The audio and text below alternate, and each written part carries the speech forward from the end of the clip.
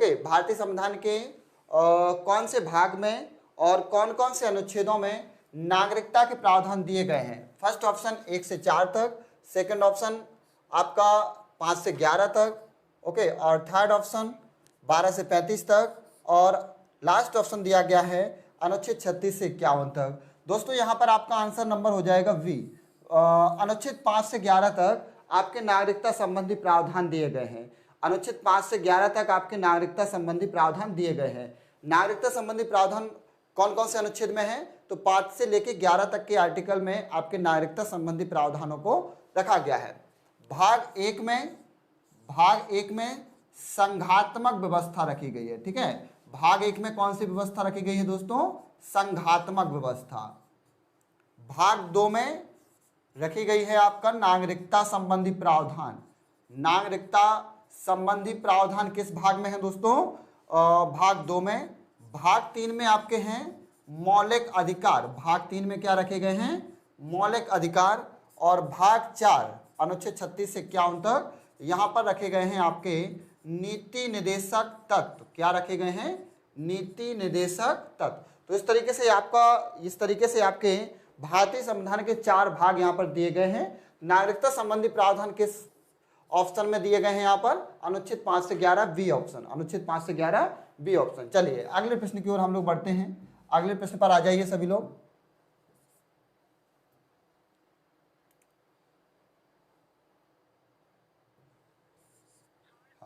चलिए अगले प्रश्न पर आइए। सेकंड प्रश्न भारतीय संविधान निर्माता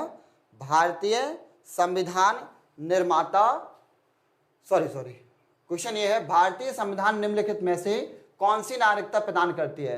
भारतीय संविधान, जो हमारा भारत का संविधान है, यह भारत का संविधान इनमें से कौन सी नागरिकता संबंधी प्रावधानों को प्रदान करता है?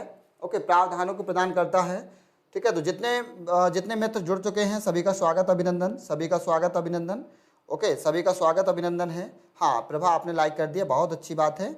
जिन लोगों ने लाइक कर दिया है बहुत अच्छी बात है, एकदम सही है। आप लोगों ने एकदम करेक्ट आंसर दिया, भाग 2 अनुच्छेद 5 से 11। अब सेकंड प्रश्न आपके सामने रखा है यहाँ पर।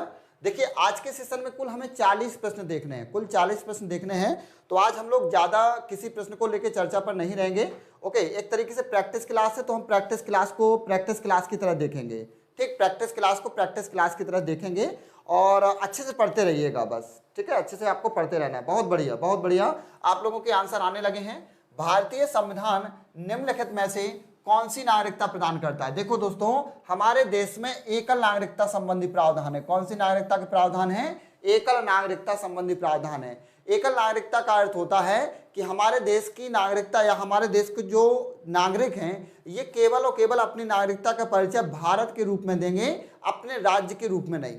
ओके, हमारे देश के नागरिक अपने देश की नागरिकता का परिचय हमारे देश के नाम के आधार पर देते हैं, राज्य के नाम के आधार पर हमारे देश में नागरिक अपना परिचय नहीं देते हैं। ओके, यानी हमारे देश में एकल नागरिकता है। हम सब कहते हैं कि हम सब भारतीय हैं।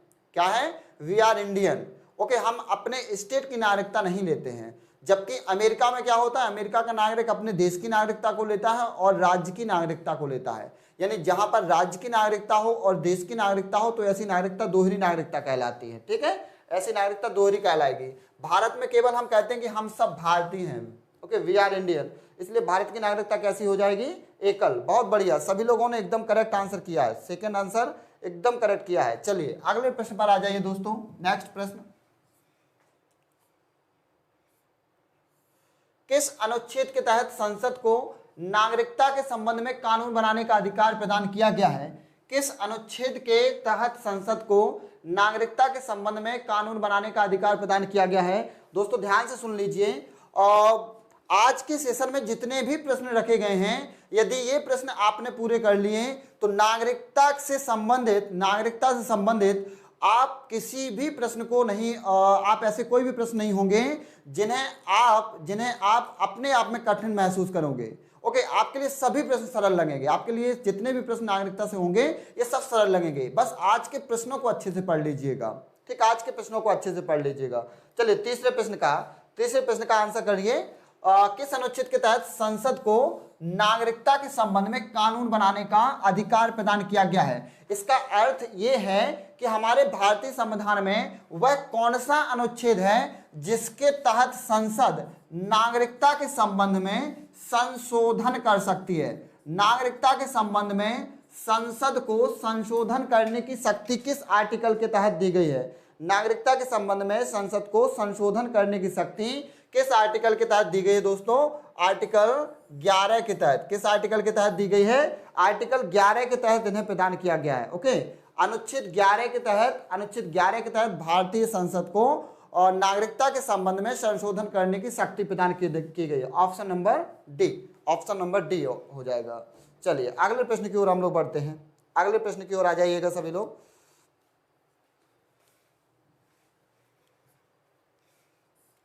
भारतीय नागरिकता प्राप्त नहीं की जा सकती यदि कोई विदेशी नागरिक भारत की नागरिकता प्राप्त करना चाहता है, तो वह इनमें से कौन सा वह आधार होगा जिसके तहत भारत की नागरिकता प्राप्त नहीं कर सकता? चाहे विदेशी नागरिक हो या भारत का नागरिक हो, ओके, कहीं का भी नागरिक हो, यदि वह भारत की नागरिकता प्राप्त करना चाहता है तो उसे भारत की नागरिकता प्राप्त करने के लिए इनमें से कौन सा आधार नहीं चाहिए होगा? उसे नागरिकता किस आधार पर नहीं प्राप्त होगी? आपको बताना है। भारतीय नागरिकता नहीं प्राप्त की जा सकती है। किस आधार पर नहीं?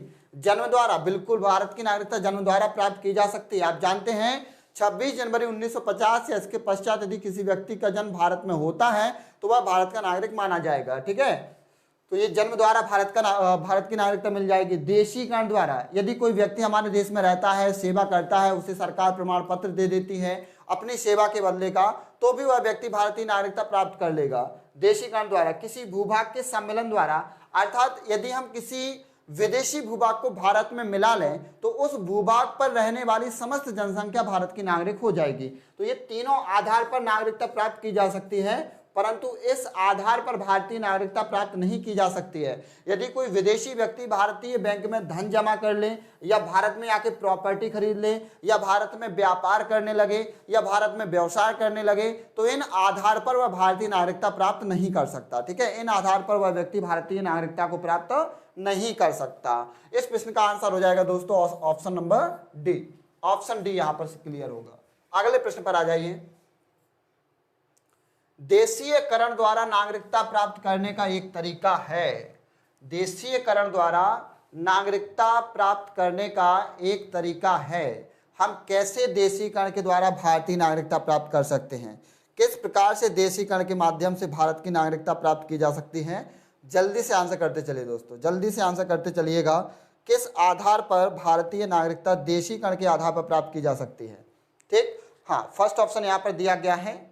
फर्स्ट ऑप्शन दिया गया है माता पिता की नागरिकता के आधार पर, ओके, भाई बहन की नागरिकता के आधार पर, विदेशी पुरुष से विवाह करने पर, या विदेशी से मित्रता करने पर। इनमें से किस आधार पर भारतीय नागरिकता प्राप्त नहीं की जा सकती? इनमें से किस आधार पर भारतीय नागरिकता प्राप्त नहीं की जा इनमें से किस आधार पर प्राप्त किया जा सकता है? देशीकरण का वो कौन सा तरीका है जिसके आधार पर भारत में नागरिकता प्राप्त हो जाएगी? देखिए, यदि हम माता पिता की नागरिकता के आधार पर नागरिकता प्राप्त करते हैं तो ये दोस्तों हमें जन्म से ही जो नागरिकता मिलती है, ठीक है, जन्म से जो नागरिकता मिलती है माता पिता की नागरिकता के आधार पर मिलती है, या वंश परंपरा से भी यदि हमें नागरिकता मिलती है तो माता की नागरिकता को अब अनिवार्य कर दिया गया है। तो ये देशीकरण का आधार नहीं होगा। भाई बहन की नागरिकता के आधार पर कोई नागरिकता इस तरीके से प्राप्त होती ही नहीं है। ठीक है, विदेशी पुरुष से विवाह करने पर, बिल्कुल, यदि हमें देशीकरण करना है, यदि कोई विदेशी महिला भारतीय पुरुष से विवाह करती है तो वह इस आधार पर भारतीय नागरिकता को प्राप्त कर सकती है।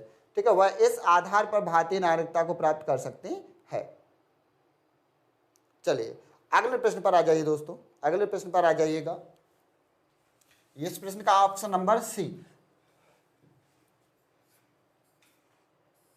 नागरिक बनने की निम्नलिखित शर्तों में से एक आवश्यक शर्त क्या है? यदि हमें भारत का नागरिक बनना है तो हमें भारत का नागरिक बनने के लिए इनमें से कौन सी शर्त को पूरा करना होगा? कौन सी शर्त को पूरा करना होगा? जल्दी आंसर करते चलिए, जल्दी आंसर करते चलिए।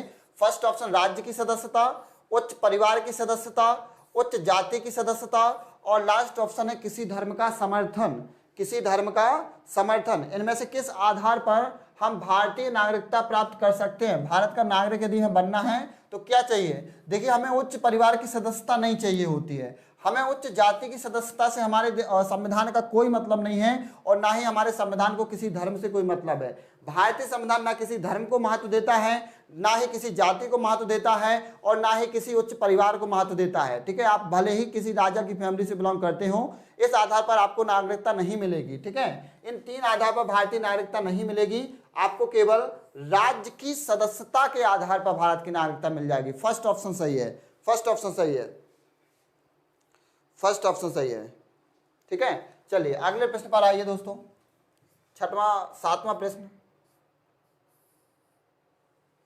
पाकिस्तान से आकर भारत में नागरिकता प्राप्त करने संबंधी प्रावधान का वर्णन निम्नलिखित में से किस अनुच्छेद में वर्णित है? यदि कोई व्यक्ति पाकिस्तान से भारत आता है, ओके, यदि कोई व्यक्ति पाकिस्तान से भारत आता है तो वह व्यक्ति भारतीय नागरिकता, ओके, उस व्यक्ति के भारतीय नागरिकता प्राप्त करने संबंधी प्रावधान भारतीय संविधान के इनमें से किस आर्टिकल में दिए गए हैं? अनुच्छेद 6 में दिए गए हैं, अनुच्छेद 8 में दिए गए हैं, अनुच्छेद 9 में दिए गए हैं, अनुच्छेद 11 में दिए गए हैं। ओके, अनुच्छेद 11 में दिए गए हैं। ठीक, तो इस आधार पर किस तरीके से यदि कोई व्यक्ति पाकिस्तान से मूवमेंट भारत की ओर करता है तो उस व्यक्ति को किस आर्टिकल के तहत भारतीय नागरिकता दी जाएगी? तो इस आधार पर नागरिकता प्राप्त करने का आधार जो है ये अनुच्छेद 6 है। ठीक है, कौन से अनुच्छेद के अंतर्गत? अनुच्छेद 6 के अंतर्गत। ध्यान से सुनिएगा, अनुच्छेद 5 में संविधान के प्रारंभ पर नागरिकता, अनुच्छेद 6 में पाकिस्तान से भारत आने वाले व्यक्तियों के संबंध में नागरिकता, अनुच्छेद 7 में भारत से पाकिस्तान जाने वाले व्यक्तियों के संबंध में नागरिकता, अनुच्छेद 8 में विदेशी उद्भव का सिद्धांत, अनुच्छेद 9 में स्वेच्छा से भारतीय नागरिकता प्राप्त करने संबंधी प्रावधान। यदि हमें स्वेच्छा से भारतीय नागरिकता को छोड़ना है, परित्याग करना है, तो उसके प्रावधान 9 में मिल जाएंगे, और अनुच्छेद 11 के तहत भारतीय संसद को संशोधन करने की शक्ति दे दी गई है। ओके, शक्ति दी गई है, बिल्कुल। तो यहाँ पर ऑप्शन हो जाएगा 6, ऑप्शन नंबर अनुच्छेद 6, ऑप्शन नंबर ए, 7 का ए। एकदम सही चल रहे हैं, सभी लोगों ने एकदम सही आंसर किया है। ठीक है, वीडियो को सभी लोग लाइक करते रहिएगा, लिंक सभी के साथ शेयर करते रहिएगा। आज के सेशन में कुल 40 क्वेश्चन रखे गए हैं। ओके, इन 40 क्वेश्चन को आपको बहुत अच्छे से पढ़ लेने हैं। ओके, लगभग 80 से 90% आपका नागरिकता संबंधी जितने भी टॉपिक हैं ये कवर हो गया है। ठीक, एक टॉपिक आपका कवर हो जाएगा, 80 से 90% चांसेस हैं कि आपका नागरिकता संबंधी जो टॉपिक है ये कवर हो जाएगा। इसमें हमने जो अभी 2019 का सिटीजनशिप बिल है उसको भी रखा है, 1956 के बिल को भी रखा है ना। नागरिकता संशोधन अधिनियम 1955 के बाद से लेके 2019 तक के आपको मिल जाएंगे। ठीक, सभी मिल जाएंगे। तो एक बहुत ही महत्वपूर्ण सेशन होने वाला है आज का। ठीक, यहाँ पर जो भी प्रश्न होंगे आपके सभी एग्जाम के लिए इंपॉर्टेंट है। ऐसा कोई एग्जाम नहीं है जिसके लिए आपके प्रश्न महत्वपूर्ण या यूजफुल ना हो, सभी एग्जाम के लिए यूजफुल हैं। ठीक, छोटे से छोटे लेवल से बड़े लेवल तक के प्रश्न आपके लिए रखे गए हैं। ठीक, चलिए अगले प्रश्न पर आ जाइए दोस्तों, 7 से 8वें प्रश्न पर आइएगा। नागरिकता के लोप होने का एक नियम है। यदि भारत में नागरिकता समाप्त करना है, यदि भारत में किसी व्यक्ति की नागरिकता को समाप्त करना है तो आप इसमें से किस ऑप्शन के आधार पर भारतीय नागरिकता समाप्त कर सकते हैं? इनमें से किस आधार पर नागरिकता समाप्त कर सकते हैं?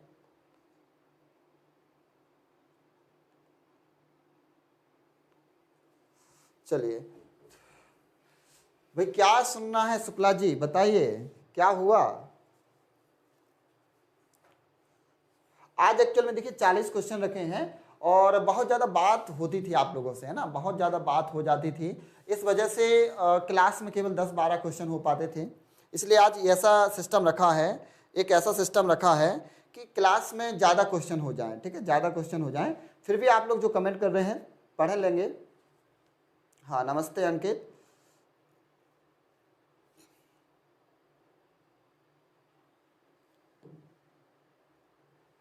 चलिए तो अगले प्रश्न की ओर आ जाइए। नागरिकता के लोप होने का नियम क्या है? परिवार से बिछड़ जाने पर, देशद्रोह का अपराध सिद्ध हो जाने पर, भ्रमण के लिए विदेश जाने पर, या शिक्षा के लिए विदेश जाने पर। इनमें से किस आधार पर भारतीय नागरिकता समाप्त की जा सकती है? इनमें से किस आधार पर भारतीय नागरिकता समाप्त की जा सकती है? आपको जानकर हैरानी होगी, ओके, आपको जानकर हैरानी होगी कि आज के सेशन के जो क्वेश्चन है वो आप लोगों में से ही एक व्यक्ति ने हमें दिए हैं, है ना। तो देशी कर समझ नहीं आया था, ओके कोई नहीं, अभी हम समझा देंगे शुक्ला जी, ठीक है। देशी कर सब कुछ समझा देंगे, ठीक है, थोड़ी से धैर्य रखे रहिए, ओके, पूरा समझा देंगे। तो नागरिकता के लोप होने का एक नियम क्या हो सकता है इनमें से, ठीक है, नागरिकता के लोप होने का नियम क्या हो सकता है? देखिए, परिवार से बिछड़ गए, मान के चलिए आप अपने परिवार से बिछड़ गए, तो इस गलती के आधार पर कि आपकी नागरिकता समाप्त कर दिया जाएगी। जैसे आप लोग पुरानी मूवी में देखते होंगे कि होता क्या था, जो हीरो हुआ करता था, अक्सर हीरो का जुड़वा भाई जो उसका हमशक्ल हुआ करता था, ये कुंभ के मेले में बिछड़ जाते थे अपने परिवार से, है ना। तो क्या उनकी नागरिकता समाप्त हो जाती थी? नहीं होती थी। तो हम कह सकते हैं कि परिवार से बिछड़ जाने पर भारत की नागरिकता समाप्त नहीं होती है। भ्रमण के लिए विदेश जाने पर आप कितने सारे व्यक्तियों को देखते हैं कि वो घूमने के लिए विदेश जाते हैं। आपकी भी शादी होगी, आपके पास भी यदि पैसा होगा, ना भी होगी शादी, तब भी आप विदेश जाओगे घूमने के लिए, आपकी